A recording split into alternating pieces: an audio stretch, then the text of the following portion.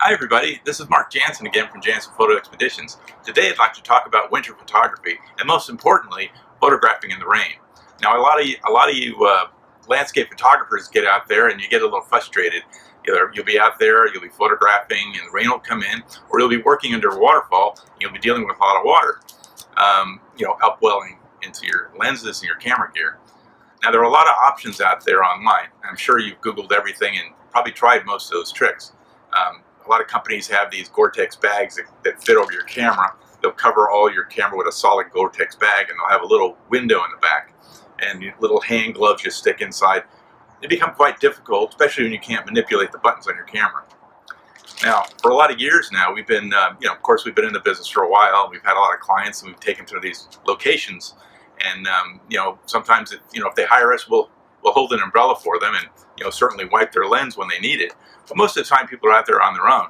Don't forget to adapt for this. So what I tell people to do is opt for some of the more simpler fixes out there, and that would be plastic bags. Now, there's all types of ways you can do this. Now, to start out simply, what I would take is, go to your beauty supply and grab a couple of these shower caps. And these are great for a real simple fix. I always carry these, and I hand them out to our clients on our workshops, especially in Iceland, where we're dealing with some water. You can put them on like this. And so, you'll set up for a shot, and then when you come down for the moment, you'll move it up like this a little bit and take your shot. And you can still see your buttons. It's pretty easy. This is the simplest fix. I've been using these for years, and they've always worked out. Yeah, that's one option. And there's a package. You can get a whole bunch for like $3 or $4. Okay. Another way is a lot of companies have these big bags, big plastic bags, that if you're going to be shooting with longer lenses, I recommend maybe something like this. Since I don't, and I'm in landscapes, and I'm usually shooting with the wider lenses, I don't really use too many of these. I find them a little bit cumbersome, but they do work. And they're, get a bag or two for a couple of bucks. So that's one option. Another option. Another one of my favorite options that I've been using in the last couple of years is the hefty bag option. So you'll grab a 2.5 gallon hefty bag, get a whole box for a couple of bucks. It comes with the zipper, and with the hard zipper zip part. Okay? And then what you do, you cut a hole in the bottom here where your tripod mount's going to be, and then on the far end, you'll make an opening to fit your lens hood. I always recommend using a lens hood. And on the far end where the zipper was, you line it with duct tape. And then what you do, before you go out in the elements, you take your lens hood off.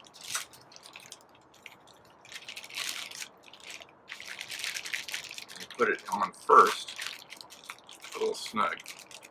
This way it gets a good seal. I was using this in Iceland under a waterfall recently.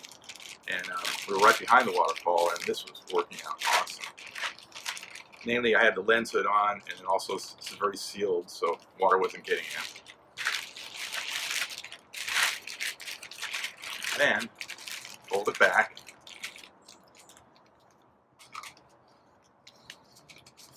I mount it, pull the hood back over the camera, and then I'll mount this part on my tripod mount, on my ball head. And that way, I have access to all my buttons. I can see into it. Whereas in a lot of these Gore-Tex bags, you can't really do that. And then you can go ahead and shoot, and then you're all protected, and it worked out really well. And that's the best option. I've been doing this for a while. I found this is just amazing. And I bought all these other gadgets, and for some reason, this has always worked out well for me. So I definitely try that one. Another thing I like to talk about is lens cloths. Now, a lot of people, getting into photography, they'll buy one of these lens cloths in a nice little packet, and then you wipe your lens. And in the perfect situation, if it's some light mist or anything, or even a little dirt, these work really great. But when you get into the wet water, these tend to soak up a lot of water really quickly, and they smear it around on your lens. And they come in big sizes or small sizes. But I recommend, if you're going to get into the rain, and most of us are, is to invest in some of these more terry cloth, synthetic cloths like this. And these being that they're terry, this terry kind of rag material, they tend to absorb better. They just draw the water right off. And you can wipe your whole lens body and everything. I really recommend investing in a couple of these. You can find them on eBay for a few dollars. So get some of these. Really recommend these. Okay, especially in the wet when the rain's coming down or the upwelling from the waterfalls. Now there is an umbrella option. Now you can get these small ones. You can find these at 5 and dime stores. They're very small. This fits into my little, my backpack and the little sleeve on the side. And what I like about this one, it's super small. You can pop it open, like that, and you can, put it over your lens and stuff. Now I don't recommend this for windy conditions. In Iceland we get some heavy winds, and I don't recommend bringing umbrellas to Iceland. But anywhere else where you get a little bit of rain, one of these are great. So try this. But make sure it's small, it's compact. You can stow it away easily. That's a really great option. Now, the last thing I'm going to talk about is your camera bag and what's going on inside it. Now, a lot of us will be out in the rain and wet, and then we'll just wipe our camera down and we'll throw our camera in a bag. I recommend putting some silica packs in your camera bag. Now, anytime you buy something on the store, it comes in through eBay, they always pack these little silica packs. And what these do, these absorb moisture. And what's great, you drop in your bag, and if there's any moisture that's in your camera, you'll just suck it in. And then after you're done, if you're in the wet lot, take them out, let them dry out, and then put them back in the bag. But I keep these in my bag all the time, been doing it for years, and I've never had any issues with water getting into my camera gear. So that's another recommendation. Another thing on cameras, too, while I'm at it, some cameras, this body camera here, now this is it's a more pro body camera, okay?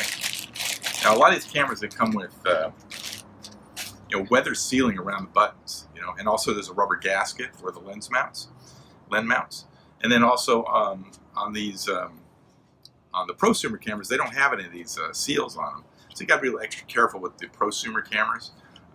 I've used both of these in all kinds of conditions. I've never had trouble with water getting into the prosumer camera, and on the professional, I haven't had that issue either.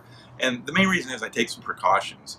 Just don't let a lot of water settle into your cameras. I don't care whether you're using this type or this type, and no matter what they say about the pro cameras, they're water sealed, but it's almost like a deterrent. It's not guaranteed it's going to seal it completely. So just don't sit there and have water pouring on your gear, okay? All right, so those are just a couple of tips on getting ready for the winter. I hope you'll join us on one of our trips. We have some openings for our Iceland trip still available, and a couple for the Central Coast. So, check us out. Subscribe to us right here. That's JanssenPhotoExpeditions.com. And have a great day and get out and take some great winter pictures. Thanks.